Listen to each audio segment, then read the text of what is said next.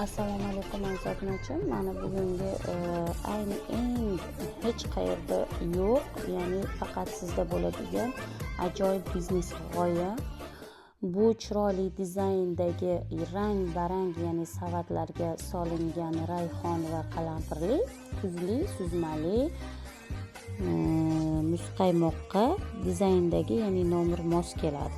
Ya'ni bu aynan muzqaymoq emas, ya'ni shu shaklda, ya'ni muzqaymoqni shaklidan olingan, ya'ni unda va bir nechta variantlar bor. Buni nomini birinchi ya'ni qurut navo, nafis ta'm va ko'rkamlik uyg'unligi. Ikkinchi nom berganim rayhon shabadasi, rayhonli, hidli va lazzatga uyg'un beradigan nom. Uchinchi nom esa suzma devorasi, ya'ni suzmadan qilingan devoriga o'xshash muhim shaklli gazak.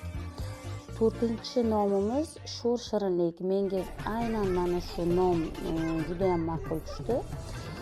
Bu devoriga o'xshash, ya'ni muhim shirinlik gazak, ya'ni sho'r shirinlik, shirin emas, ammo chiroyli ko'rinishda sho'r lazzat. Chin ta'm, ya'ni tabiiylik, milliylik va o'ziga xos dizayn bilan uyg'un. Savatbarg 6-chi nomimiz. Savatbarg, ya'ni rayhon bargi uyg'unligi, sovuq zaytun.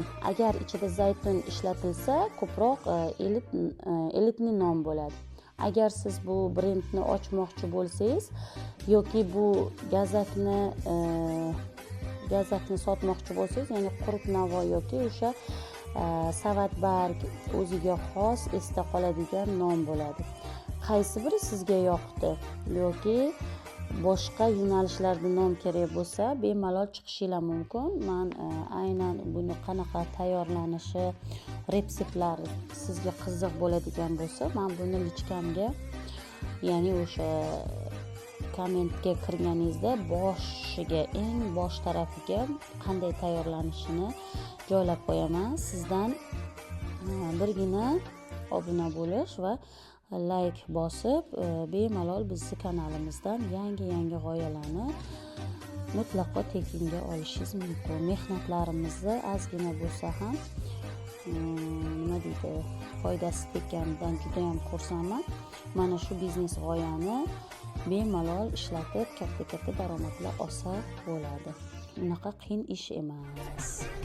Salomat bo'ling.